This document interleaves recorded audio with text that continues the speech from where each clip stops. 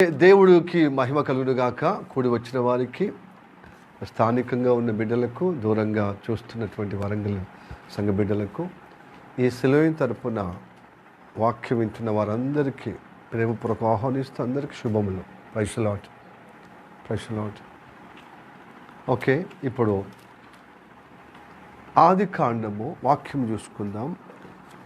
ఆది కాండము 43వ అధ్యాయము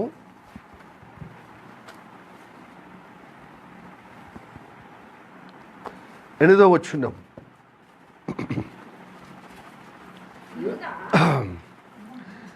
యూదా తన తండ్రి అయిన ఇశ్రాయేలును చూచి, ఆ చిన్నవానిని నాతో కూడా పంపుము. సరిపోయింది. హల్లెలూయా. ఆ చిన్నవాణ్ణి నాతో కూడా పంపుము. ఈ వాక్యము మన వెనుకలో దేవుడు ఆశీర్వదించునుగాక. ఆమేన్. చిన్న ప్రార్థన చేద్దాం. మిక్కిలిగా ప్రేమిస్తున్న మా పరలోకమందున్న మా తండ్రి, నీకు వందనాలు, స్తోత్రం రాజా. ఇదిగో ప్రభువా, నీ కృపను బట్టి, నీ ప్రేమ ద్వారానే తండ్రి మనం సమకూర్చావు, మాతో మాట్లాడాం తండ్రి. గద్ద తన పిల్లలను ప్రభు మోసుకున్నట్లుగా నా యొద్దకు మిమ్మల్ని మోసుకొని వచ్చితనని మీరు చూచితనని వాక్యం ద్వారా మాతో మాట్లాడాం. ఇంత గొప్ప వాగ్దానం, ఇంత గొప్ప అభయాన్ని బట్టి కోట్లాది కృతజ్ఞతలు చెల్లిస్తున్నాం. అవునయ్యా, మేము ఉన్నత స్థితిలోనికి తీసుకుపోవటానికే ఈ లోకమనే ఐగుప్తు దేశం నుంచి అయ్యా మనం విడిపించావు. నీ మహిమ చూపెట్టి, నీ అద్భుత ఆశ్చర్య కార్యము చూపెట్టి మనం మోస్తూనే ఉన్నావు. మనం ప్రతి విషయంలో నుండి ప్రభు తప్పిస్తూ, ప్రభు తొలగిస్తూ, ప్రభు వాటి నుండి విడుదల పొందుకుంటూ, విడుదల అనుగ్రహిస్తూ, విమోచనగా ప్రభు మమ్మల్ని కాపాడుతూ మమ్మల్ని నడిపిస్తున్నకే వందనాలు. అందుకోసమే కృతజ్ఞతాస్తుతులు చెల్లించే విధంగా, కానుక అర్పించే విధంగా కృప చూపించలకే వందనా. నీ నామానికి మహిమార్థం ఇంకనూ నీ ప్రణాళికబద్ధంగా నీ నడిపింపులో మేము ఉండాలని ప్రభు కోరుకుంటున్నాం. కనుక ప్రభు నీ ప్రణాళిక మాకు, నీ ఉద్దేశం మాకు తెలియచేయమని ప్రార్థన చేస్తాం. నడిపింపులో మేము ఎప్పుడు ఉండాలి తండ్రి? ప్రభు నీ నడిపింపులో ఉన్నటువంటి ఆ భక్తుల యొక్క అయా ప్రణాళికలో ప్రభు ఏ విధంగా గొప్పతనము నువ్వు చూపించావో మాకు తెలియజేసి ఆ అనుభవంలో వచ్చే విధంగా మమ్మల్ని కల్లింపచేయటకే మాట్లాడుతున్నామని నమ్ముచున్నాం. నీ సేవకుడిని మరుగుపరుచుకుని అభిషేకం ద్వారా మా అందరితో మాట్లాడము, నాతో మాట్లాడము, అందరితో మాట్లాడము. నాకు కనబడము నీ వాక్య ప్రత్యక్షత ద్వారా, మాకందరికి కనబడము నీ వాక్య ప్రత్యక్షత ద్వారా. అందరినీ దర్శిస్తున్నామని నమ్ముచు యేసయ్య నామములో అడుగుచున్నాము పరమ తండ్రి. Amen, amen, amen. May the God bless you. Praise the Lord. Okay, thank you మీరు తొందరగా వచ్చినందుకు. నేను బిడ్డలారా, సో నా ఆతృత, నా భారము మీరందరూ బయటికి పోయినా తొందరగా మీరు రావాలని మనవి. ఓకే, దీనికి స్తోత్రం. Praise the Lord. ఆది కాండము 43వ అధ్యాయం 8వ వచనం. యూదా తన తండ్రి అయిన ఇశ్రాయేలును చూచి, ఆ చిన్నవాడిని నాతో కూడా పంపుము. ఎవరు చిన్నవాడు అంటే, ఈ సందర్భాన్ని మనము ఒకసారి జ్ఞాపకం చేసుకుందాం. మీరు తరచుగా బైబిల్ చదివేటప్పుడు, ఇదివరకు చదివినప్పుడు, వాక్యం విన్నప్పుడు మీకు అర్థమైంది, అర్థంగా మీరు ఉన్నారని నమ్ముచున్నాను. బైబిల్ చదవలేని వారు, వాక్యం సరిగ్గా వినలేని వారికి అయితే కొత్త. కానీ మీరు బైబిల్ చదివిన వారు, కాస్త కూస్తో వాక్యం వినటానికి ఆసక్తి ఉన్న వారికి తప్పక ఈ విషయం, ఈ సందర్భము మీకు గోచరమే, మీకు ప్రత్యక్షతనే, మీకు అవగాహననే ఉంటుందని నమ్ముచున్నాను. అయితే ఈ సందర్భంలో మళ్ళీ ఒకసారి జ్ఞాపకం చేసుకుంటే మీకు గుర్తెరుగుతారు, మీరు గ్రహించగలుగుతారు. యోసేపు ఐగుప్తు దేశానికి అమ్మబడతాడు కదా. ఎప్పుడు?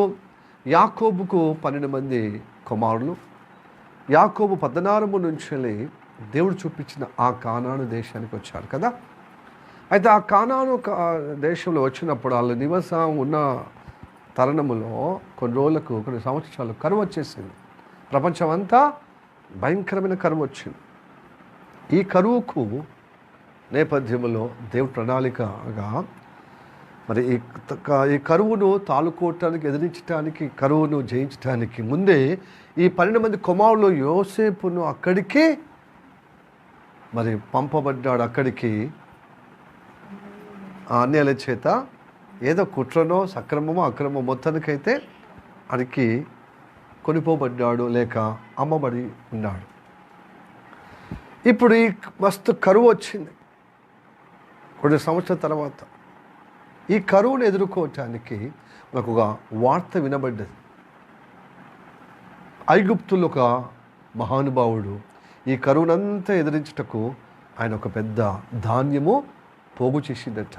ప్రపంచం యావత్తు అక్కడికి పోయి రూకలిచ్చి అంటే పైసలు ఇచ్చి కొనుక్కుంటే ఆ ధాన్యము అమ్మబడే విధంగా అక్కడ ఉన్నది. కాబట్టి అక్కడికి వెళ్తే ఈ కరువు కాలములో మనము తాలుకోవచ్చు, మనము సహించవచ్చు, మనము దీనిలో మనము బ్రతకవచ్చు అని వాళ్ళు వార్త విన్నప్పుడు తండ్రి చేత పంపబడతారు. ఎవరు? యోసేపు అమ్మబడిన తర్వాత, యోసేపు అక్కడికి వెళ్ళిన తర్వాత మిగతా కుమారులు ఎంతమంది ఉంటారండి? 11 మంది ఉంటారు. ఈ 11 మందిలో పంపించడానికి ఇష్టపడుతున్నాడు. ఎవరు? ఇజ్రాయిలు. అంటే యాకోబు పేరు మారు పేరు ఇజ్రాయిల్. గుర్తు చేసుకోవాలి. ఇజ్రాయెల్ అంటే ఆటోమేటిక్గా సమూహంగా అయిపోతుంది. అందుకోసం యాకోబుకు పేరు మార్చాడు కదా దేవుడు. నువ్వు యాకోబు కాదు, నువ్వు ఇజ్రాయిలు. ఇజ్రాయిల్ పేరు పెట్టబడినటువంటి తండ్రి కుమారులను పంపిస్తాడు. అక్కడ ఉన్నది అక్కడ గాసం అంటే అక్కడ ధాన్యం దొరుకుతుందట. ఒక మహానుభావుడు అమ్ముతున్నాడట. అది యోసేపు అని తెలియదు. యోసేపే ఆ మహానుభావుడు, ఆ గొప్ప నాయకుడు. కాబట్టి అక్కడికి పంపిస్తున్నాడు. పంపించినప్పుడు ఈ 11 మందిలో చిన్నవాడిని పంపిస్తలేడు. ఎందుకంటే ఇదివరకు యోసేపు చంపబడినని వార్త తన మిగతా కుమారులు మోసుకొచ్చారు కదా, వీళ్ళే కుట్రదారి అమ్మేశారు. యోసేపు దేవుని పక్షమున ఉండి దేవుడి చేత నడిపించబడుతున్నప్పుడు మిగతా వారందరూ భక్తిలుగా ఉన్న వారి మీద అవమానకరంగా ఫీల్ అయ్యారనమాట. ఇదేంది గొప్పతనం? ప్రతి ఒక్క మన నేరమో తండ్రి దగ్గర చెప్పిన కొద్దీ మనము చివాట్లు పొందుతున్నాం. వీడి బారిన పడి నుండి మనం తప్పించబడాలంటే అసలు వీనే అమ్మేయాలి, వీనే పక్కకు జరపాలి. అంటే ఆ పక్క జరిపే విధానము ఇదిగో అమ్మేశారు. వర్తకులకు, వ్యాపారస్తులకు అమ్మితే ఆ వర్తకులు వ్యాపారాలు ఎక్కడ అమ్మారు? ఐగుప్తున అమ్మారు. ఇప్పుడు అక్కడ దేవుడు సహాయం ఉన్నాడు కాబట్టి అద్భుతం. పోయే దేవుడు బిడ్డలారా, మీ మీద ఇంటి వాళ్ళే కావచ్చు, నీ తోబుట్లే కావచ్చు, నీ వాడ సంబంధులే కావచ్చు, నీ నేబర్హుడ్ కావచ్చు, నీ రక్త సంబంధులే కావచ్చు, నీ బలగం కావచ్చు, నీ బంధువులు కావచ్చు, నీ కులపోళ్ళు, నీ మత పోళ్ళు కావచ్చు, నేను మోసం చేస్తే వాడికి అయిపోతలేవు. సహోదరి సహోదరుడు, దేవుడు ఉన్నాడు నీకు. దేవుడు సహాయం ఉన్నాడు. దేవుడు సహాయం ఉన్నది కాబట్టి అన్నదమ్ములు ముక్కుముడిగా అంటే అందరూ ఒకటే అతన్ని దయాదాక్ష లేకుండా చంప చూసినప్పుడు అందులో ఒక వ్యక్తి, యూదా వ్యక్తి, ఎంతైనా మన తోబుట్టు కదా, రక్త సంబంధి కదా, అతని రక్తము చిందించొద్దు. మన అతని వల్ల మనకు బాధ, అవమానము, నింద, మనకు ఇబ్బంది అవుతుందని మీరు అంటున్నారు కదా. కాబట్టి మన బాధ నుండి తప్పించటానికి ఎక్కడున్నా మన సహోదరుడు బ్రతుకుతున్నాడు అంటే మంచిదే కదా. కాబట్టి మనం చంపొద్దు, మనం అమ్ముదా అని ఆ ప్రాంతంలో మొయాబీలు కదా గుగ్గిలం అమ్మటానికి ఐగుప్తు దేశానికి పోతున్నారు. పల్లె వాళ్ళ వ్యాపారస్తులు కాబట్టి వాళ్ళకి అమ్ముదాం, పనివాడిగా, దాసుడిగా, స్లేవుగా, బానిసగా. వాడు ఎక్కడున్నా మంచుకున్నాడని మనకు కూడా ఒకటి ఉంటుందని చెప్పి అమ్మిన ఈ సమాచారం తండ్రి దగ్గర చెప్తే తండ్రి చివాట్లు పెట్టాడా? కాబట్టి ఏం చేసి తెలుసా, ఆ తండ్రి ప్రేమ గల్ల కుమారుడు కనుక అతనికి విచిత్రమైన అంగి కుట్టించాడు. ఆ అంగిని ఏం చేశాడు తెలుసా, నీకు ఇంత మంచి అంగి ఎందుకునే, నువ్వు అమ్మబడితే నువ్వు స్లేవుగా లేకపోతే నువ్వు బానిసగా అని చెప్పి ఆ అంగిని ఒక గొర్రెను చంపేసి ఆ గొర్రెలో అంగిని నానిపి లేకపోతే ముంచి, ఇదిగో నీ కుమారుడు క్రూరమృగము ద్వారా చంపబడ్డాడు, ఇదిగో ఆనవాలు నీ కొడుకుదేనా, అంగి చూసుకో ఒకసారి, ఈ చొక్కాయి మీ కుమారుందేనా అంటే నా కుమారుందే అంటే క్రూరమృగం ద్వారా చీల్చబడ్డాడు అన్నప్పుడు నమ్మేశాడు. చాలా రోజులు, చాలా సంవత్సరాలు నా కొడక అని ప్రియమైన కుమారుడు కదా, ఈ 12 మందిలో వృద్ధాప్యులు జన్మించాడు కదా, ఏడ్చాడు. ఏడ్చి ఓదార్చుకొని సరే దేవుని చిత్తం ఇలా జరిగింది కదా, అతని మీద ఎన్నో కలగన్నారు. ఎందుకంటే మిగతా వాళ్ళు తండ్రి చేత చెప్పబడిన వారు, తండ్రి చేత నడిపించబడుతున్న వారికి మీద ఎక్కువ మనసు ఉంటుంది, ప్రేమ ఉంటుంది. నా ఆశయాలు వీడు నెరవేర్చడానికి ఉన్నాయి, కానీ వాడు చనిపోయింది అనేది వార్త అది అసలు ఎదురు చూడని వార్త. అది అసలు నేను కలలో కూడా ఊహించలేదు. నాకున్న ఆశీర్వాదం, నాకున్న వాగ్దానం నా కుమారుడు నెరవేర్చబడుతుందేమో అని నా ఆశతో అతని మీద గురి కలిగి ఉన్నాను. అతని భక్తి అలాంటిది, అతనికి అలాంటి దర్శనాలు, అలాంటి దేవుని నడిపింపు ఉండేది అనేది ఏడ్చి తలపోస్తూ ఓదార్పు చెంది ఇక జీవిత యానంలో కొనసాగుతున్న పరంపరలో కరువు ఎదురైంది. ఈ కరువును ఎదుర్కొనుటకు అన్నదమ్ములను అంటే కొడుకులను పంపిస్తాడు. అయితే చిన్న కొడుకున్నాడు ఒకడు, చిన్నవాడని మన మూలవాక్యం, అతడే బెంజమిన్. ఈరోజు మన బెంజమిన్ గురించి నేర్చుకోబోతున్నాం. హల్లెలూయా, తెలుసుకోబోతున్నాం. ఆ బెంజమిన్ ఇతడు కూడా అతల్లాగా చంపబడతాడేమో అని చెప్పి తను పంపలే. ఎందుకంటే ఇతడు లాస్ట్ కనిష్ఠుడు కదా, అందరికంటే చిన్న కుమారుడు అనమాట, యోసేపు కంటే చిన్నవాడు. కాబట్టి ఇతన్ని కూడా పంపితే ఇక నాకు శోకమో పుత్రశోకం, ఇక నాకు అవధులు లేదు, ఇక నాకు ముగింపులే, మరణమే ఇక. కాబట్టి నేను ఇప్పుడు చచ్చి బ్రతుకుతున్నాను. ఇది వరకు యోసేపు పోయినా చంపబడ్డ ఆ వార్త వినే. కాబట్టి ఈ చిన్న కుమారుడిని పంపిస్తే నేను ఉండలేనని చెప్పి, అరే మీరు పోనిరా మిగతా వాళ్ళు, రూబేను మొదలుకొని అందరి, ఇసకారు, గాదు, జబులోను, యోధ, అందరు పోండి, కానీ చిన్నోని పంపించాను. ఈ అన్నదమ్ములందరూ పోయి మనిషికో సంచి గోడ సంచి పట్టుకొని, రూకలు పట్టుకొని, రూకలు అంటే ఏంటిది? పైసలు. ఆ కాలంలో రూకలు అనేవాళ్ళు, ఇప్పుడేమో పైసలు, రూపీస్ కలిసి పట్టుకొని పోయి అందరు వచ్చినప్పుడు వీళ్ళను కూడా చూసినమాట. అయితే ఇవి చిన్నోడు కాబట్టి యోసేపు అన్నదమ్ములు చూసి ఏర్పాటు చేశాడు. ఆ అన్నదమ్ములను ఏర్పాటు చేసింది, కానీ ఈ తమ్ముడిని యోసేపుని మాత్రం ఏర్పాటు చేయలే. మిగతా అన్నదమ్ములు రూబేను, ఇసకారు, జబులోను, లేవి, అషేరు, గాద, దాను ఎవరు గుర్తెరగలే. అప్పుడు లెక్క పెట్టినప్పుడు 10 మందే ఉన్నారు. అరే ఇంకోటి మొత్తం 12 మంది కదా, నన్ను వీళ్ళు అమ్మేసారు, ఇట్లా అయిపోయాను. దేవుడు నాకు తోడు ఉండదు కాబట్టి ఇంత ఆధిక్యతలో ఉన్నాను. మరి ఒకడు కనబడతలేడు. వీళ్ళు అడుగుదాం, మీరు ఎవరి మీరు? అయ్యా మేము ఒక తండ్రి పిల్లలమే, మా తండ్రి యాకోబు, ఇజ్రాయెల్గా పేరు ఆయనకుంది, ఆయన అన్నదమ్ముల పిల్లలమే. మీరు మిమ్మల్ని చూస్తే, మీ వాళ్ళకని చూస్తే వేగుల వారుగా ఉన్నారు, గూఢాచారులుగా ఉన్నారు, ఈ దేశాన్ని ఏదో రహస్యంగా చూసి ఏదో కుట్ర చేయటానికి. మేము అట్లా కాదు, మేము దేవుని భయభక్తులు కలిగిన వారు. అప్పుడు అన్నాడు, భయభక్తులరా మీరు? భయభక్తులు అయితే నన్ను ఎందుకు ఇలా చేస్తారు అనే ఒక బాధ కలిగే విధంగా, ఓహో భయభక్తుల. అయితే నిజంగా మీరు దేవుని యందు భయము ఉన్నవారైతే, మీరు ఒక తండ్రి పిల్లలు అయితే, మీ తండ్రి యాకోబు ఇజ్రాయిల్ అయితే, మరి మీరు ఎంతమంది అంటే 12 మంది అన్నారు. వాడు తప్పిపోయాడు, వాడు చంపబడ్డాడు అని చెప్తున్నారు. అది చూసి బాధపడ్డాడు. అవును, మరి ఇంకా 10 మంది కనబడుతున్నారు. మీరు నిజంగా యథార్థవంతులు, మీరు చెప్పినది నేను వినగలిగితే ఆ చిన్నోడు కూడా పట్టుకారు. మరి 11 లేడు కదంటే, ఆ చిన్నోడు ఇంకోడు చంపబడ్డాడు, చనిపోయిండని ఆ వేదనతో ఇంకా మా తండ్రి ఆ దుఃఖము ఇంకా నుండి బయటకు పడలేదు. ఆ చిన్నోడితో ఆ ప్రేమతో ఓదార్పు చేసుకుంటున్నాడు. ఆ చిన్నోడు ఉన్నాడు, ఆ చిన్నోడిని ఆ తల్లి దగ్గరనే వదిలిపెట్టి మేము 10 మందికి వచ్చినామంటే, లేదు మీ చిన్నోడు మీ తల్లి దగ్గర ఉన్నాడంటే ఆ చిన్నోడిని పట్టుకరా. ఎందుకంటే నిజమైన అంటే ఈ యాకోబుకు 4 భార్యలు, దాంట్లో రాహేలుకు యోసేపును బెంజమీను పుచ్చాడు. కాబట్టి వాళ్ళ తమ్ముడు చూడాలని ఆకాంక్ష అన్నమాట. తోబుట్టు కదా, తండ్రి ఒకడే కానీ తల్లులు 4 కాబట్టి మరి తమ్ముని చూడాలి. ఆ వాత్సల్యంతో నిజంగా మీరు గూఢాచారులు కాకపోతే, మీరు వేగుల వారు కాకపోతే, మరి ఆ తమ్ముని పట్టుకుని అప్పుడు నిజమని చెప్తారు. మీరు చెప్పింది నిజంగా అది జెన్యున్ అని చెప్తారు, ఒప్పుకుంటాను అంటే ఇది ఎక్కడిది అని చెప్పి రూకలు, వాళ్ళు ఇచ్చిన రూకలన్నీ చేత పట్టుకున్నాడు. ఎవరి సంచులు వాళ్ళు ధాన్యం వేసి ఆ రూకలు చేసి పంపించాడు. పంపించినప్పుడు పోయిన తర్వాత తండ్రితో చెప్పాడు. అక్కడ ఉన్న పెద్ద ఆయన అధికారి ఎవరు తెలుసా, నీవు గుడాచారులుగా మీరు వచ్చినట్టు కనబడుతున్నారు, మీ ముఖాలు అట్లనే కనబడుతున్నాయని చెప్పి మనం కొంచెం బెదిరించినట్టుగా చేశాడు.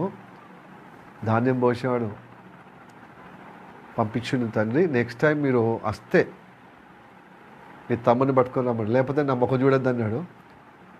సరే అంటే నువ్వెందుకు చెప్పారా ఉన్నట్టుగా, అసలు మీరు మీ మీ కథలు మీ ప్రవర్తన అంతా నాకు పుత్రశోకం తీసుకొచ్చినట్టుకున్నారు.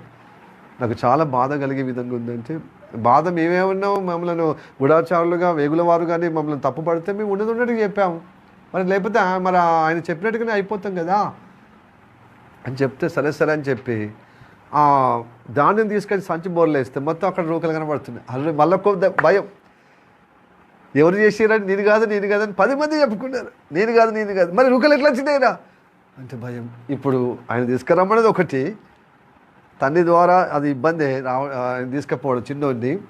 ఇప్పుడు రూకలు వచ్చినాయి, ఇంకా ఈ నేరం మోపి మనల్ని ఏదో ఉరికి తీసుకొచ్చటానికి కావచ్చు అని అన్నదమ్ములు ఒకరికొకరు నిందించుకున్నారు. అరే ఒక అమాయకుడిని మనం ఇలా చేసినందుకే ఈ దుర్గతి పడుతుంది, ఈ అపాయం మనకు కలుగుతుంది, ఈ ఉరి మనకు ఎదురైందిరా అని చెప్పి ఒకరికొకరు నిందించుకుంటున్నారు, కోప్పాడుకుంటున్నారు, తిట్టుకుంటున్నారు, ఒకరికొకరు సరుగుతున్నారు. అయితే ఈ కరువు తీరే వరకు వారు తీసుకొచ్చిన ధాన్యం అంతా ఒడగొచ్చినప్పుడు తండ్రి అన్నాడు, ఇక ఒకళ్ళు ఎందుకు చూస్తారా, మరి మళ్ళీ పోనంటే మళ్ళీ పోమంటే నువ్వు ఒకటి చెయ్యాలి, ఆ తమ్ముని పంపిస్తే పోతావు. ఆ అధికారి అన్నాడు, నీ తమ్ముని తీసుకెళ్తే నా ముఖం చూడాలి, లేకపోతే చూడొద్దు, రావద్దు అన్నాడు కాలకండిగా. అయితే ఉన్న కొద్ది చాలా భయంకరంగా కరువు ఏర్పడ్డది. అదే బై ఈ మధ్యకాలంలో ఊకేస్తుంది ఎలినోవా భయంకరంగా రాబోతుందట. అది హెచ్చరిక మీద హెచ్చరిక. ఏ న్యూస్ పెట్టినా BBC న్యూస్లో చెప్తున్నది, సాక్షి పేపర్లో వస్తుంది, నా TV 9లో చెప్తుంది. నాకైతే ఎదురైంది 2-3 సార్లు. మరి మీకు ఎదురైందో, మీ న్యూస్ అలాంటి భావన ఉంటే మీకు ఎదురవుతుంది, లేకపోతే అవి చూస్తారా మీరు? మనకి ఎంటర్టైన్మెంట్ కావాలి. ఎంటర్టైన్మెంట్ కావాలి, అవి చూడడం ఫాస్ట్ మీరు. ఇవి హెచ్చరిక చేస్తున్నారు. అయితే ఇది నిజం కావచ్చు కాకపోవచ్చు, కానీ పరిస్థితుల శాస్త్రజ్ఞులు చెప్తున్నది, వాతావరణ శాస్త్రం చెప్తున్నది దాదాపుగా జరిగే విధంగా ఉంది. వాళ్ళు ముందే హెచ్చరిక చేస్తున్నారంటే వాతావరణంలో పెను మార్పులు వస్తున్నాయి. ఎందుకంటే వర్షాకాలం వర్షము కాకుండా ఎండాకాలంలో వర్షాలు, అకాల వర్షాలు, అతివృష్టి అనావృష్టి సీజనల్ ప్రకారంగా మంచిగా జరుగుతలేదు. చలికాలంలో వర్షాలు, ఎండలు అంతా కింద మీద కింద అవుతుందన్నమాట. అంత తారుమారు గజిబిజి గందరగోళం, వాతావరణంలో మార్పులు వచ్చినాయి. కరువు క్షామము ఎదురవుతుందంటే ఎలినో అంటే విపరీతమైన ఎండలు, వర్షపాతం తగ్గి నేలంతా నెరలుగా వేస్తుందట. నెరలు అంటే ఏంటి? పరలు, క్రాక్లు. నెరలు అంటే అదే కదా, నెరలు పెడుతుంది అనమాట. అంటే ఇప్పుడు వ్యవసాయం చేసినప్పుడు పంట కోసిన తర్వాత కొన్ని రోజులు ఎండకు అది ఏం చేస్తుంది, ఎక్కడికక్కడ క్రాక్లు వస్తాయి కదా, పగుళ్ళు అట్లాగా ఆ నెరలు అవుతుందట నేలంతా. అంటే వర్షపాతము పడదట, పడినట్టుగా అలా చూపిస్తుంది. సిటీలో అయితే నిన్నటి దినాన అయితే అబ్బా భయంకరమైన వర్షం అని దీనికే చాలా తప్పిపోతున్నారు న్యూస్ రీడర్స్. అసలు తొలకరి వర్షం అంటే మామూలుగా అచ్చిపోయినట్టు ఉంటుంది, కానీ దండికి కొడుతుందని చెప్పుకుంటున్నారు. సిటీలో కొడుతుంది కానీ అవుట్స్కట్లో లేదు. నిన్న శ్రావణ్ వెళ్ళినప్పుడు ఉప్పల్ దాకానే వర్షం అంట, ఆ తర్వాత లేదు. చల్లటి గాలి వాతావరణం అయితే ఉన్నదంట, కానీ అట్లా వర్షం అంతటా లేదు. కొట్టే కాడ కొడుతులే, వ్యవసాయం దగ్గర కొడితే కొంచెం దున్నుతారు కదా, దుక్కులు అంటే వ్యవసాయము సాగుబడి చేస్తారు కదా, సాగేది అక్కడ కనబడతలేదు, కానీ ఇక్కడ ఆగేది కనబడుతుంది వర్షాన్ని బట్టి. వ్యవసాయమేమో అక్కడ కొడుతులేదు, ఇక్కడ మాత్రం సిటీలో కొడుతుంది. అయితే సిటీ వాళ్ళకు కొంచెము చల్లటి వాతావరణం నయమే, కానీ వ్యవసాయదారులకు ఇబ్బంది. అయితే ఈ ఎలినో ఊకి ఎందుకు చెప్తున్నారంటే రానున్న కాలంలో పంటలు పండటానికి లేవు. ఇప్పటికే పెట్రోల్, డీజిల్, ఆ యుద్ధ వాతావరణం వల్ల కొండెక్కి కూర్చున్నాయి రేట్లు. అవి కొనలేక నిత్య అవసరతలు, ఇటు పండించలేక వ్యవసాయదారులు కూరగాయలు కానీ మన ధాన్యము కానీ మన పంట కానీ లేకపోతే చాలా అతి కష్టం ఉంటుందట. ఇప్పుడే అది ఆ ప్రభావం చూపిస్తే 2006 2007లో చాలా భయంకరమైనటువంటి 27లో 2006లో ఆ ప్రభావం చూపిస్తుందట. 2007లో భయంకరంగా ఉంటుందట. కాబట్టి కొంచెము బుద్ధి కలిగి దేవుడు చెప్పినట్టుగా చేస్తే అద్భుతంగా ఆ కరువు కాలంలో యోసేపు ఏ విధంగా అందరికీ ఆశీర్వకరంగా ఉన్నాడు, మనము అలాగా ఆశీర్వకరంగా ఉంటాం. హల్లెలూయా చెప్పండి, హల్లెలూయా. అందుకోసం దేవుడు మాట్లాడుతున్నాడు ఈరోజు ఈ పగటి కాలంలో.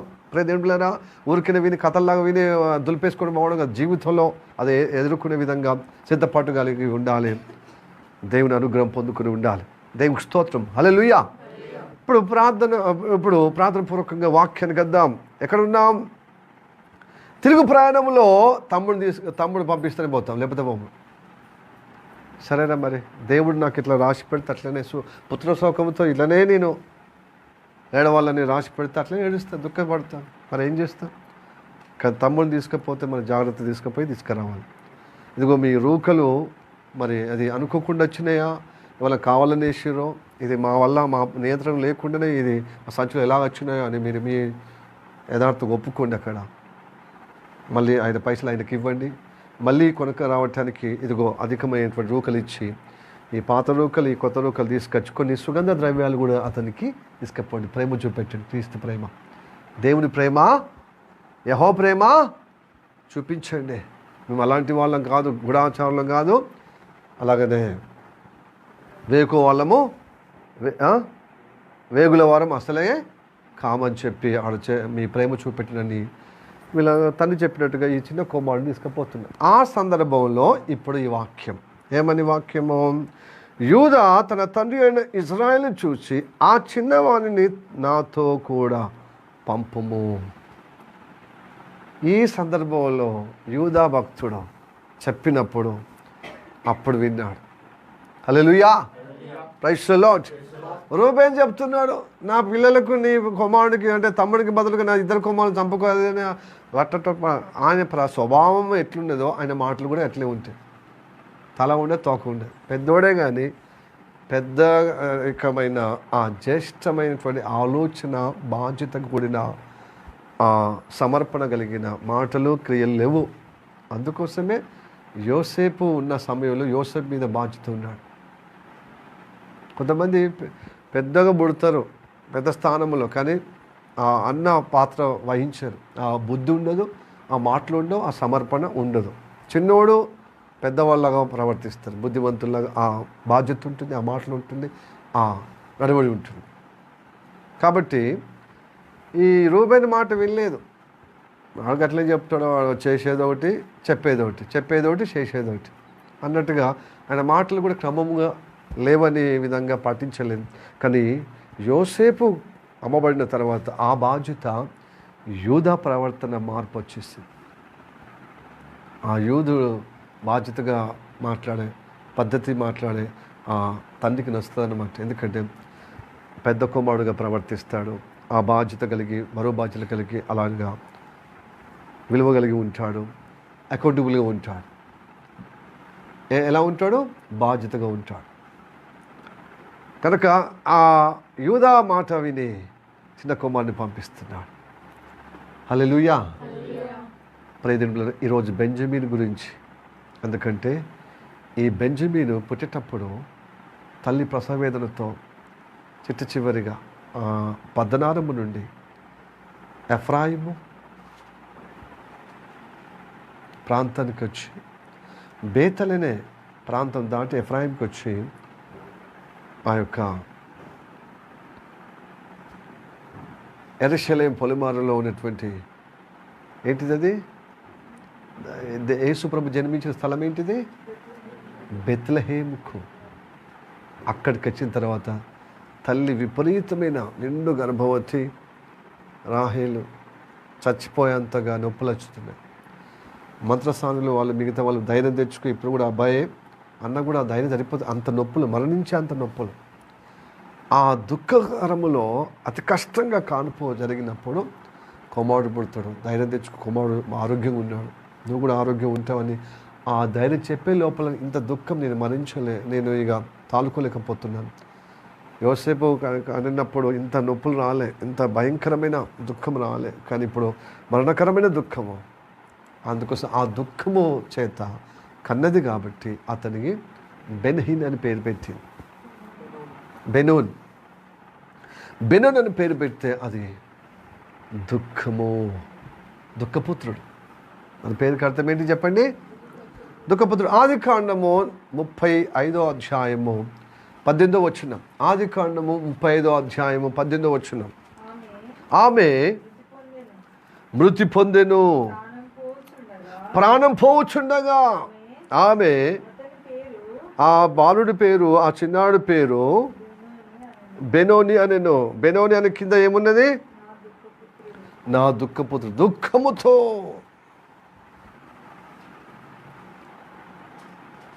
ఈ దుఃఖముతో కన్నప్పుడు, దుఃఖపుత్రుడుగా పేరు అయిపోయినప్పుడు బెన్హిను నిజంగా మిగతా తల్లిదండ్రులు కానీ, మిగతా పెద్దమ్మలు చిన్నమ్మలు కానీ, మిగతా తోబుట్లు కానీ, అరే నేను చచ్చిపోయినప్పుడు, నువ్వు పుట్టినప్పుడు నీ తల్లి చచ్చిపోయిందిరా నీ కన్నప్పుడు అని ఎంత ఆయన్ను అవమానకరంగా, ఆ తల్లి లేని లోటు దుఃఖమై, తండ్రి కూడా ప్రియమైన భార్య ఎవరు? రాహేల్. సో తండ్రి కూడా అప్పుడప్పుడు గద్దించి ఉండొచ్చు. అయినా తండ్రి ఆ లేఖ అంటే నిండు వృద్ధాప్యంలో ఈ చిన్న కుమారుడు జన్మించింది కాబట్టి యోసేపు ప్రేమ యోసేపు మీద ఉంది, బెంజమిన్ కూడా చిన్న కుమారుడి మీద ఉంది. తల్లి లేని లోటు కదా, కానీ తల్లి తండ్రి ఆయనే, ఇజ్రాయేలే అంత ప్రేమగా చూసేవాడు అనమాట. కానీ ఇతనికి నా జన్మ, నేను పుట్టినప్పుడు నా తల్లిని దుఃఖముతో నేను జన్మించాను, ఆయన ఘోరంగా నేను పొట్టన పెట్టుకునే విధంగా అయిపోయాను. నేను పుట్టినప్పుడు నా తల్లిని వంపుకున్నాను, నా తల్లిని చంపుకున్నానని ఆ బాధ ఆ చిన్న హృదయం, ఆ లేత హృదయంలో ఉన్నది కావచ్చు, ఉంటుంది. ఈ లోకము మనిషి ఏ కుటుంబమైనా బలహీనం అయిపోయి చూసి ఎప్పుడు చివాట్లు పెడతారు, ఎప్పుడు గద్దిస్తారు, కోప్పడతారు, ఎప్పుడు మనల్ని గుంపిస్తారు, ఎప్పుడు మనల్ని గాయపరుస్తారు. ఆ గాయాల ద్వారా దేవుడు స్మరించే విధంగా ఎదిగాడు. హల్లెలూయా, ప్రైజ్ ది లార్డ్, హల్లెలూయా. అందుకోసమే ఎదిగే కుమారుడని ముందే ఎరిగిన దేవుడు తన తండ్రికి ప్రేరేపించి బెనిన్ అనే పేరుకు బెంజమిన్ అని పేరు పెట్టాడు. బెంజమిన్ అంటే ఏంటి తెలుసా? చదవండి, అది కంటిన్యూషన్గా. అతని తండ్రి అతనికి బెన్యామీన్ అని పేరు పెట్టిన. బెన్యామీన్ అంటే ఏంటిది? కుడి చేతి పుత్రుడు. అంటే ఎడమవైపున అంటే దుఃఖకరము ఉన్న కుమారుడు ఇప్పుడు అదృష్ట కుమారుడుగా మారిపోయాడు. హల్లెలూయా చెప్పండి. ఇప్పుడు ఈ బెంజమిన్ అదృష్ట కుమారుడు. ఎందుకంటే ప్రియమైన కుమారుడుగా తండ్రి చేత పెంచబడుతున్నాడు. చూడు, ఈ కష్టకాలం ఎంత కరువు, ఎంత భారమైన కరువు అన్నదమ్ములతో పంపిస్తలేడు, స్పెషల్గా చూస్తున్నాడు ఆయన. ఎవరిని? బెంజమిన్. పోయేదేం పిల్లరా, మన దుఃఖములతో, మన బాధతో, మన కష్టాలతో, మన వేదనతో ఉంటున్నామని నువ్వు బాధపడుతున్నావా? ఆ బాధల్లో నిన్ను స్పెషల్గా చూస్తున్నాను, నేను అదృష్టవంతుడిగా మారుస్తాడు దేవుడు. నీ పరిస్థితి, నీ పుట్టుక చాలా మట్టుకు చాలామంది రక్షణ పొందిన బిడ్డలు, దేవుని నమ్ముకున్న బిడ్డలు, నా పుట్టుకనే కష్ట పుట్టుక, నా పుట్టుకనే దుఃఖమైన పుట్టుక, నా పుట్టుకనే పాప పుట్టుక, నా జన్మ చాలా వేదనకరమైన, అసలు పుట్టకపోతే బాగుండు అని చాలామంది వాపోతారు. అవునా కాదా? ఏంది కష్టాలు, ఏంది దుఃఖం, ఏంది బాధ? అసలు నేను భూమి మీద వచ్చిన ఏమి బాధలు తప్ప, వేదన తప్ప, అనారోగ్యం తప్ప, ఇతరులకు కష్టపెట్టేది తప్ప, ఇతరులకు బాధపరిచేది తప్ప, ఇతరులకు బాధించడం తప్ప ఏమన్నా ఉన్నదో నా జీవితం ఉనికి?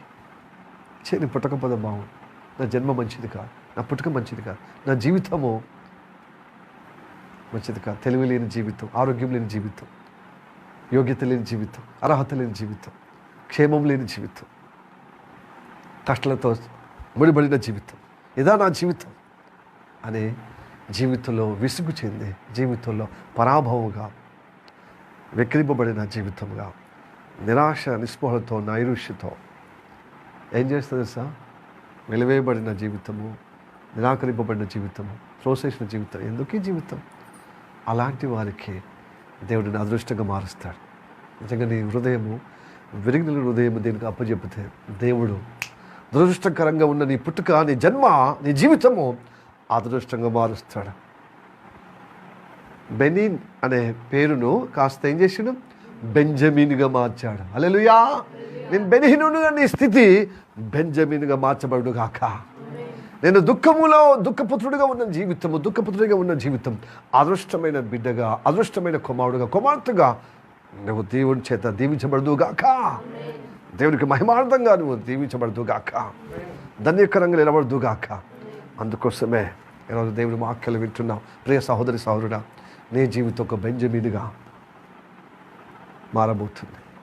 మార్చుటకి దేవుడు నేను కష్టకాలంలో నీకు తోడుగా ఉంటాడు. నీ దుఃఖాన్ని అదృష్టంగా మారుస్తాడు, నీ బాధలను క్షేమకరంగా మారుస్తాడు. హల్లెలూయా! Praise the Lord. ప్రేమగా ప్రేమిస్తున్నటువంటి తండ్రి, ఎందుకు తండ్రి ప్రేమిస్తున్నాడు? తల్లి లేని ఒక లోటు, సేమ్ టైం అతడు దేవుని యందు భయభక్తులు కలిగిన వాడు కనుక అతడు ప్రేమగా ప్రేమిస్తున్నాడు, ప్రియుడిగా ప్రేమిస్తున్నాడు. కాబట్టి అన్నదమ్ములతో, మిగతా కుమారులతో పంపిస్తున్నాడా? ఎక్కడికి పంపిస్తలేడు.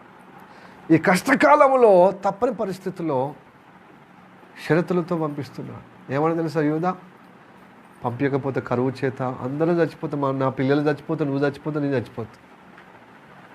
పొత్తుగాల నువ్వు వయసుకు తగ్గ తండ్రిని పోగొట్టుకునే వాళ్ళుగా అవుతాం నాన్న. తర్వాత మేము చచ్చిపోతాం, మా పిల్లలు కూడా చచ్చిపోతారు. కాబట్టి నేను పూటపడతాను తమ్ముడి కొరకు. నా తమ్ముడికి ఏదైనా ఇబ్బంది అయితే నేను దానికి బాధ్యత వహించి అతని శిక్షకు నేను కారణమవుతాను. అతనికి బదులుగా నేను ఏం చేస్తాను? పూట పెడతాను. అంటే అతనికి బదులుగా నేను సహిస్తాను, భరిస్తాను, వహిస్తాను అన్నాడు. బాధ్యత తప్పక నాకు అతనికి అపాయం అయితే ఆ అపాయం నేను తీసుకుంటాను,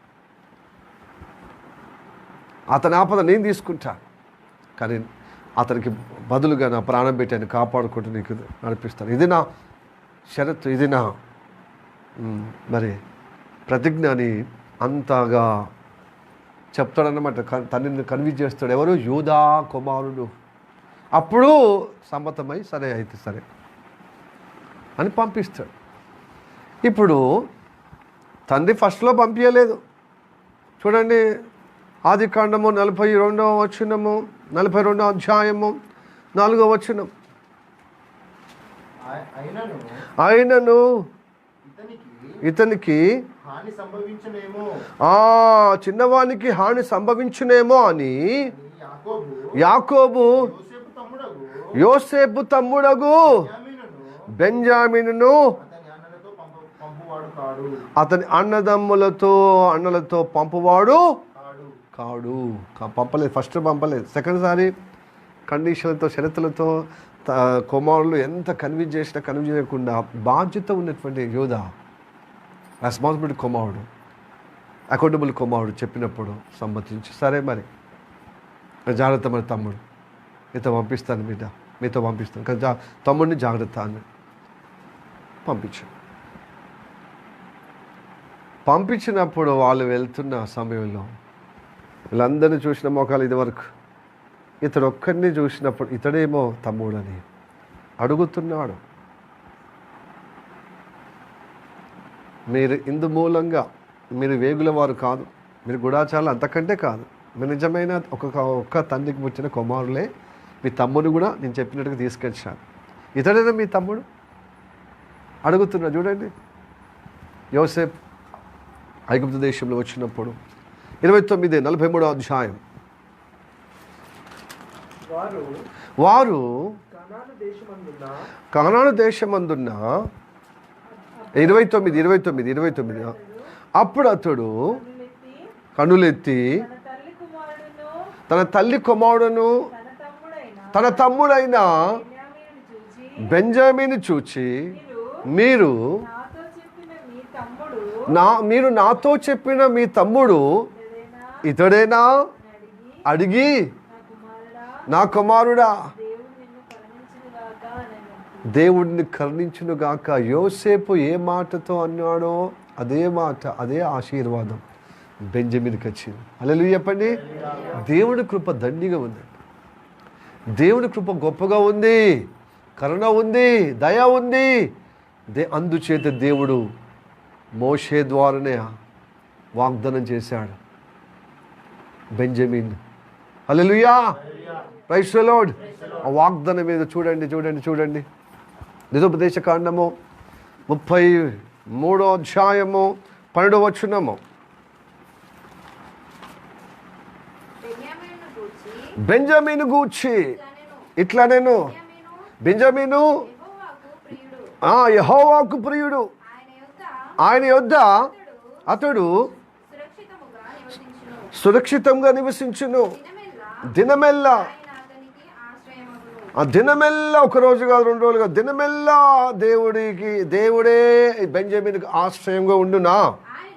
ఆయన భుజముల మధ్య, అబ్బా, భుజముల మీద ఎక్కించుకొని నివసిస్తాడు అనమాట. భుజముల మీద నివాసం. ఎవరి భుజాల మీద చెప్పండి? దేవుని భుజాల మీద. ప్రియజన బిడ్డల, పొద్దున మొదటి మెసేజ్లో విన్నట్టు పక్షిరాజు రెక్కల మీద తన పిల్లలు మోసుకున్నట్టుగా బెంజమిన్గా మీరు మీ దుఃఖము, మీ జీవితము, మీ జీవితంలో, మీ పుట్టుకలో, మీ జీవితంలో దుఃఖం ఉంది.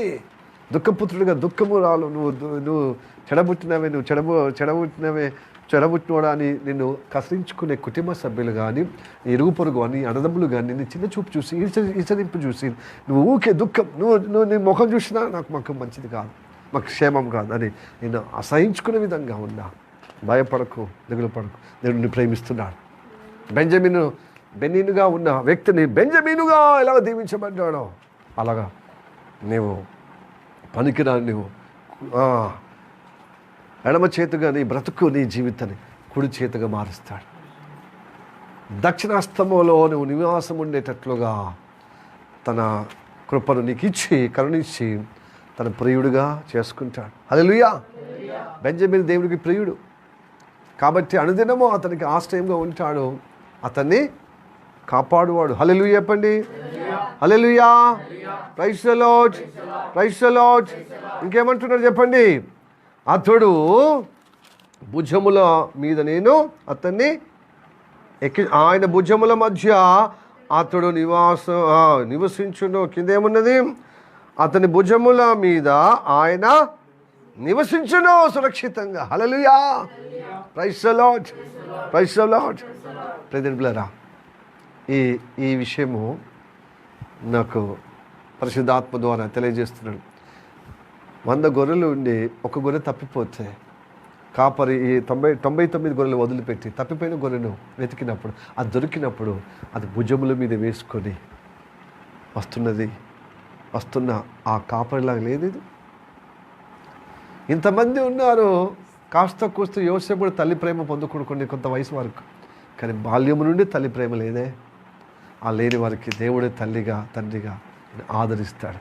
ఈ దుఃఖాన్ని తొలగించి సంతోషకరమైన, అదృష్టమైన వాతావరణంలో నేను నిలబెడతాడు ఈ బెంజమిన్ లాగా. హల్లెలూయా చెప్పండి. హల్లెలూయా. ఆయన భుజముల మీద ఎక్కించుకునే గొప్ప ప్రేమ గలవాడు, వాత్సల్యం గలవాడు, ఓర్మి గలవాడు, తాళమి గలవాడు మన దేవుడు. హల్లెలూయా చెప్పండి. హల్లెలూయా. చూడు, మోషేతోని వాగ్దానం, ఈ వాగ్దానం ఏమైంది తెలుసండి? నెరవేర్చబడ్డది. మంచిగా వినండి. ఇజ్రాయేల్ సమూహం అంతా 12 మంది కదా, 12 మంది కుమారుల ద్వారానే గొప్ప సంతానం అయింది కదా, అయిందా? కానాన్ దేశంలో చేరబడ్డారు. నిలబడ్డప్పుడు రెహబాము, సొలొమోను కాలములో, రెహబాము కాలములో రాజ్యం 2గా చీలిపోయింది కదా. దక్షిణ దిక్కును, ఉత్తర దిక్కున 10 గోత్రాలు. ఆ 10 గోత్రాల యొక్క నాయకత్వంగా ఎఫ్రాయిము గోత్రము నాయకత్వంగా, పరిపాలనగా ఆ 10 గోత్రాలు పరిపాలించబడుతుంది. అదే ఆ ప్రతినిధి, ఆ ఎఫ్రాయిం గోత్రం చెందిన వ్యక్తి యరోబాం. ఏం పేరు చెప్పండి? యారోబాం. నాబాతు కుమారుడైన యరోబాం. ఓకే. ఇప్పుడు అతని పరిపాలనలో అటు వెళ్ళిపోయారు. ఇప్పుడు దక్షిణ దిక్కున్న దేశంలో ఏం దేశం అన్నారు చెప్పండి? యూదా దేశం అన్నారు. యూదా దేశంలో యూదుని పక్షంలో ఎవరున్నారండి? బెంజమిన్ గోత్రం ఉంది. అలా చెప్పండి. ఎందుకు బెంజమిన్ అంటే ఆ యూదా గోత్రములోనే యెరూషలేము ఉంది కదండి, యూదా దేశంలోనే. ఆ యెరూషలేము సమీపంగానే బెంజమిన్ ఉన్నాడు. అలా చెప్పండి. ఇంకా యూదాన కిందకున్నాడు కానీ యెరూషలేము సమీపంగా ఉన్నది ఎవరండి? బెంజమినే. దేవుడికి స్తోత్రం. హల్లెలూయా, ప్రైజ్ ది లార్డ్, హల్లెలూయా. ఈ యూదా కానీ బెంజమిన్ కానీ యుద్ధానికి బయలుదేరుతారు. ఈ 10 మంది ఎందుకు వేరైపోయారు? మనం అందరం ఒక తీరుగా ఉండాలి కదా. కానీ దేవుడి ప్రవక్తలు పంపించింది నా ప్రణాళికనే, నా చిత్తం ఇలా జరిగి ఉన్నది కాబట్టి అని చెప్తే ఆ యుద్ధం విరమించుకున్నారు. కానీ దేవుడి సంకల్పంలో ఎవరున్నారండి? యూదా ఉన్నాడు, బెంజమిన్. మంచిగా గుర్తుపెట్టుకోండి. దేని వాగ్దానము అప్పటి మందమే కాదు, అది తరతరాలకు అది నెరవేర్పుకునే నిలబెడతాడు దేవుడు. ఆమేన్, హల్లెలూయా, ప్రైజ్ ది లార్డ్, హల్లెలూయా. ఇది కాలక్రమేపీ యూదా దేశ క్రమేపీ కొనసాగుతున్నప్పుడు యూదా దేశంలో ఎవరు జన్మించారండి? యూదా గోత్రంలో ఎవరు జన్మించారు? యేసయ్య. అందుకోసమే అంటాడు యేసయ్య ఆ సమరయ స్త్రీతో, రక్షణ యూదుల నుండే కలుగుతుంది. అంటే యూదా గోత్రం నుంచేలే రక్షణ. అంటే రక్షణకారుడు ఎవరు? రక్షణకర్త ఎవరండి? యేసయ్య. యేసయ్య కుడి పార్శ్వములో ఎవరున్నా తెలుసా అండి? బెంజమిన్. ఆ బెంజమిన్ గోత్రంలో ఉన్నవారే పౌలు భక్తుడు. హల్లెలూయా చెప్పండి. పౌలు భక్తుడు ఈ సంఘానికి, క్రైస్తవ సంఘానికి పితామహుడు. ప్రతి విశ్వాసకి, ప్రతి ప్రవక్తకు, ప్రతి శిష్యుడికి, ప్రతి ఒక్క బోధకుడికి మాదిరి ఎవరు? పౌలు. హల్లెలూయా, ప్రైజ్ ది లార్డ్, హల్లెలూయా. పౌలుకి ఇచ్చిన వాగ్దానం చూడండి. పౌలు ఏమంటాడు చూడండి, ఫిలిప్పీ సంఘముతో చెప్తున్న మాటలో, మీరు శరీర ప్రకారం ఆస్పాదం చేసుకుని అతిశయపడుతున్నారా? నేను మీకంటే ఎక్కువ అతిశయపడతాను. ఎందుకంటే నేను ఇజ్రాయెల్ దేశంలో పుట్టాను, యూదా దేశంలో పుట్టాను, ఇజ్రాయేలుడిగా యూదా దేశంలో పుట్టాను. ఎక్కడ పుట్టాను తెలుసా? యూదా దేశంలో పుట్టాను, బెంజమిన్ గోత్రంలో పుట్టాను. ధర్మశాస్త్రంలో నేను చాలా ప్రావీణ్యత కలిగిన వాడను. నేను పరిశీలిలో ఒక పరిశీలుగా, నేను నిష్ఠాతుడిగా దేవుణ్ణి భక్తుడు కలిగి ఉన్నాను ధర్మశాస్త్ర ప్రకారంగా అని చెప్పి సాక్ష్యం చెప్తున్నారు. చూడండి 3వ అధ్యాయము ఫిలిప్పీలకు రాసిన పత్రికలో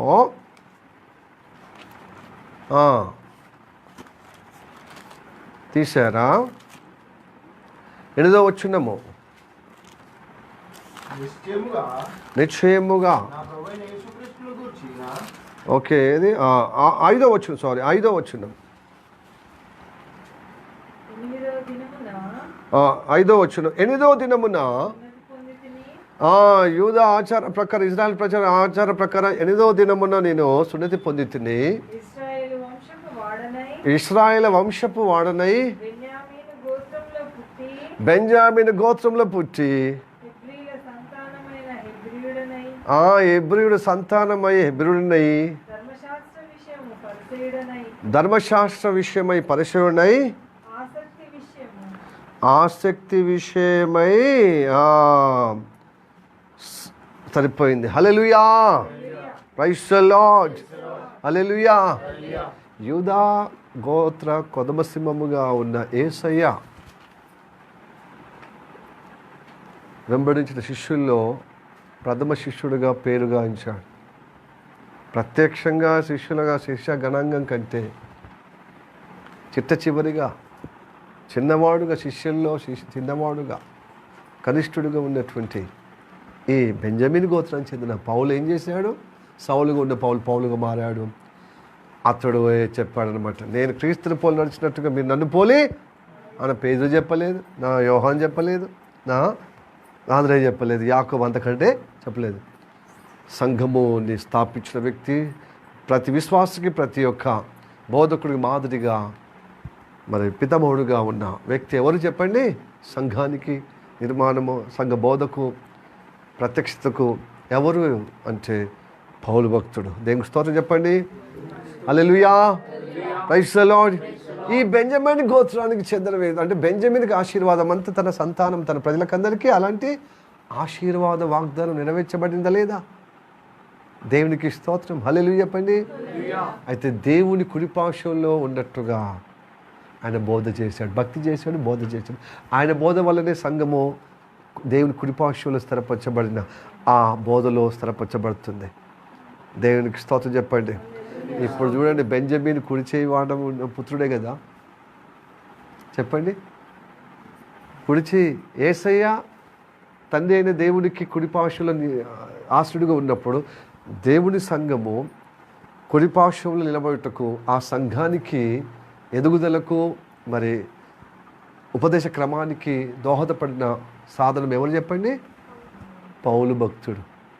హల్లెలూయా. ఇప్పుడు యేసయ్య కుడివైపున ఎడమవైపున ఉన్నవాడా? ఎస్. దేవునికి స్తోత్రం చెప్పండి. సో అందుకోసము ఆది కాండంలో ఉన్నటువంటి వాగ్దానము, ఆ గొప్ప ఆశీర్వాదము ఎక్కడి వరకు వచ్చింది? అది పౌలు వరకు వచ్చింది. అది hallelujah. Praise the Lord, praise the Lord. Hallelujah. ఎంత గొప్ప దేవుడు. దేవుడు వాగ్దానము అది నీ అర్థం కాదండి. నిజంగా దేవుడికి ప్రియుడు కాదా పౌలు భక్తుడు? హల్లెలూయా. అనుదినము దేవుడి యొక్క ఆశ్రయం కలిగిన అనుభవం ఉన్నాడు కదా సేవ చేసే సమయంలో. ఎన్ని ఊరితాళ్ళు ఆయనకు, ఎన్ని హింసలు, ఎన్ని ఉపద్రవాలు, ఎన్ని కరువులు, ఎన్ని క్షామాలు, ఎన్ని నష్టాలు, కష్టాలు ఎదురైనప్పుడు దేవుడు కృప చూపెట్టి అతన్ని గొప్పగా ఆయన కుడి హస్తముగా ఆదుకున్నాడు. తన దక్షిణ హస్తం ద్వారా ఆదుకుని గొప్పగా నిలబెట్టాడు. అందుకోసమే క్రీస్తుని పోలి నడిచినట్టు మీరు నన్ను పోలి అని సంఘానికి, సమాజానికి, మరి భక్తి కోటికి సవాలు విసిరిన ఈ బెంజమిన్ గోత్రానికి చెందిన వ్యక్తి, ఈ బెంజమిన్ అర్థం కుడి వైపున ఉన్నటువంటి కుడి పుత్రుడిగా ఉన్న ఈ పౌలు దేవుని నామములో అంత కుడి వాటంగా సేవ చేసి, భక్తి చేసి సంఘానికి ముగుర్తుగా ఉన్నాడు, సంఘానికి మాదిరిగా ఉన్నాడు, మార్గదర్శకుడుగా ఉన్నాడు. హల్లెలూయా చెప్పండి. హల్లెలూయా. Praise the lord.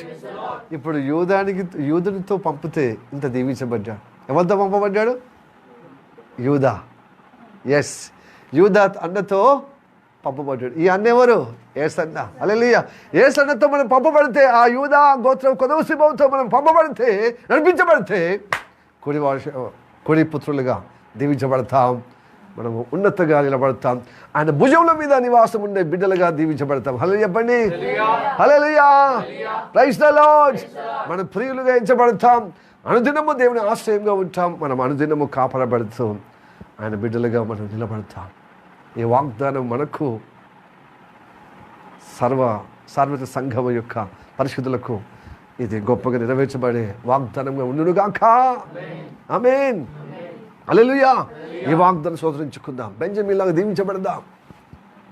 దేవునికి స్తోత్రం. బెంజమిన్గా నా కుమారుడు బెంజమిన్గా దీవించబడదు గాక. ఎస్, బెంజమిన్గా మీరు దీవించబడదురు గాక. ఉన్న వాళ్ళందరూ దీవించబడదురు గాక. నా కుమార్తెలారా బెంజమిన్గా దీవించబడదురు గాక. సో నేను దీవించబడుతును గాక, మీరు దీవించబడుతురు గాక. ఈ లైవ్లో చూస్తున్నటువంటి వరంగల్ దేవుని బిడ్డలారా మీరందరూ దీవించబడుతురు గాక, పేరు పేరున. కాబట్టి బెంజమిన్కున్న వాగ్దానం మనల్ని నెరవేర్చబడటానికి మనం ఏం చేయాలి తెలుసా? యూదాతో మనం ప్రయాణం చేయాలి. యూదా ఎవరు? యేసయ్య. హల్లెలూయా చెప్పండి. హల్లెలూయా. హల్లెలూయా. ఎందుకంటే యూదాకు విలువ, యేసయ్యను పుడితేనే యూదా గోత్రానికి విలువ. అందుకోసం పేరుగా ఇస్తారు యూదులని ఇజ్రాయెల్లో. హల్లెలూయా. ఇజ్రాయెల్ ప్రజలందరూ ఇప్పుడు ఎవరు చెప్పండి? అన్ని గోత్రాలు పోయింది, ఇప్పుడు యూదా గోత్రమే ఉంది. యూదా గోత్రం. నువ్వు బెంజమిన్ అనలే, బెంజమిన్ అననే అన్నీ. ఎందుకంటే యూదా ద్వారా రక్షణ ఉంది, యూదా ద్వారానే ఆశీర్వాదం ఉంది, అది క్రీస్తు ద్వారా. హల్లెలూయా. అందుకోసమే యూదులు ఎవరిని కోరుకుంటున్నారు?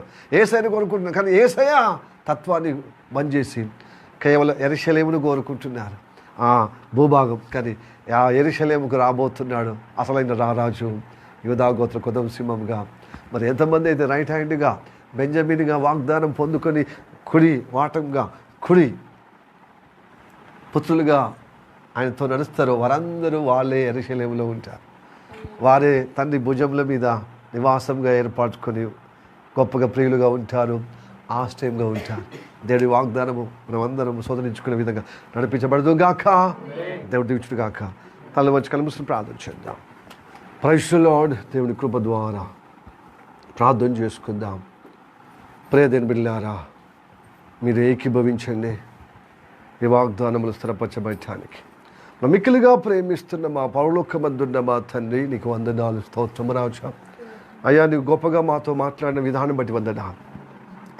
ఇదిగా ప్రభువా, అలనాడు ప్రభువా స్తోత్రం, తన ఇజ్రాయేల్ ప్రజలు, ఇజ్రాయేల్ యొక్క పిల్లలు, కుమారులు తండ్రి కరువు కాలంలో ఇదిగో ప్రభు ఇబ్బంది కలుగుతున్నటువంటి ఆ నేపథ్యంలో మాకు ప్రభువా యూదులతో ప్రభు స్తోత్రం, తను పంపబడినటువంటి బెంజమిన్ కనిష్ట కుమారుడు, కనిష్ట సహోదరుడైన బెంజమిన్ యూదులతో పంపబడుతున్న ఆ మాట ద్వారా మాతో మాట్లాడాం.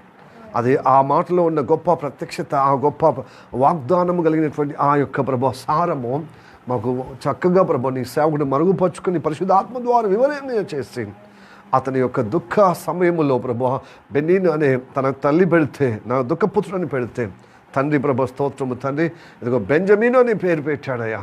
అనగా అదృష్టవంతుడు, అనగా కుడి పుత్రుడు, కుడి చేయి పుత్రుడుగా దేవుని నీ నామంలో దీవించబడిన ఆ వాగ్దానము తండ్రి, అది ప్రభు స్తోత్రము తండ్రి, అది మోషే ద్వారా వాగ్దానం ఇంకా అది స్థిరపరచబడే విధంగా అది ప్రభు క్రీస్తు అనే కాలంలో యూదా గోత్రంలో కొదమసింహంగా జన్మించిన యేసయ్య కాలములో ఆయన యొక్క నామంలో సేవ చేసేటువంటి అనేక సేవకుల్లో ప్రభు గొప్పగా ఉత్తముడుగా, అగ్రగణ్యుడిగా, ప్రభు పితామహుడుగా, సంఘ స్థాపకుడుగా, ప్రతి విశ్వాసకి మాదిరిగా, ఇదిగో ప్రభు ఇదిగో స్తోత్రం ప్రతి ఒక్క సేవకుడికి మాదిరిగా ఉన్నటువంటి పౌలు భక్తుడు బెంజమిన్ గోత్రంలో ఉన్నదని మాకు ఇదిగో ప్రభు నిర్వచనంగా ప్రభు సారవంతంగా ప్రభు నెరవేర్పుగా ప్రభు ఇదిగో నిజంగా కుడి చేయి వాటంగానే ఇదిగో ప్రభు వాడబడ్డాడు, అలా దీవించబడ్డాడు, అలాగా ఆశీర్వదింపబడ్డాడయ్యా.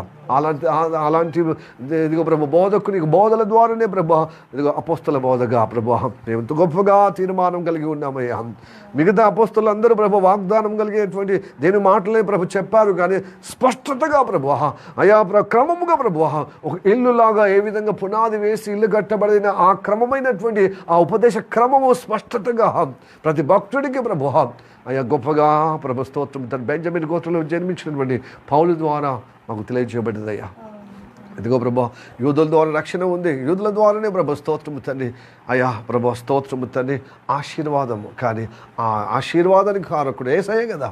కనుక యేసయ్య నువ్వు యూదుడవు తండ్రి, నిజమైన యూదుడవు తండ్రి, నువ్వే ప్రభు స్తోత్రము తండ్రి, మాకు రక్షకుడు, నువ్వే గొప్ప ప్రభు స్తోత్రము తండ్రి నడిపించే మాకు మార్గదర్శకుడు. అయితే నీ కుడి పార్శ్వములో ప్రభు బెంజమిన్ ఇలాంటి వాగ్దానము ప్రభు పొందుకున్న ప్రతి బిడ్డను ప్రభు స్తోత్రము తండ్రి అయ్యా అలాగా కుడి పుత్రుడిగా తండ్రి కుడి పార్శ్వంగా ఉండేటట్లుగా ఆ బోధల్లో ఉండటం సాహిత్యం నీతో నడిచినప్పుడే ప్రభు అలాంటి దీవించబడ్డాడయ్యా. అవును తండ్రి, యోసేపు ద్వారా ఇదిగో ప్రేమించబడ్డాడు ప్రియుడిగా. అలానే ఇదిగో ప్రభు యూదా ద్వారా కూడా ప్రేమించాడు. అతనికి బదులుగా నేను ఉన్నానని సెలవిచ్చి ఉన్నాం. అవునయ్యా, మాకు బదులుగా నువ్వు ఉన్నావు, పూటపడ్డావు కదా ప్రభు, సిలువలో బలియాగం గావించావు, మనం విడిపించింది మమ్మల్ని అదృష్టవంతులుగా చేయటకే. మా దుఃఖాలు, మా మరణాలు, మా అవస్థలు, మా యొక్క ఇబ్బందులన్నీ నీ మీద వేసుకొని మా క్షేమం ఇచ్చాం. యోధుడు కూడా అలానే పూటబడినాడు కదా అయ్యా, అతనికి బదులుగా ఎందుకో ప్రభు మా కోసం ప్రభు నువ్వు బలియాగం గావించావు, మమ్మల్ని విడిపించావు. మా యొక్క స్థితి యావత్తు బెన్నీను లాగా ఉన్నది, బెన్నీనుగా ఉన్నదయ్యా, దుఃఖపుత్రులుగా ఉన్నాము తండ్రి. కానీ బెంజమీనుగా మమ్మల్ని ఆశీర్వదించుటకు ప్రభు అతనికి గొప్పగా అదృష్టవంతుడిగా ప్రియుడిగా ప్రభు ఆశ్రయదుర్గంగా ఉండి నీ భుజంలోకి ఎక్కించి నీ శాశ్వత నివాస స్థలముగా ఏర్పాటు చేసావయ్యా.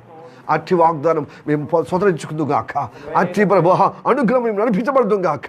నీతో నడిచే భాగ్యం, నీతో నడిచే బోధల్లో ముందుకు సాగు సహాయించి నీ కృపా నియంత్రణ ఉండుగాక.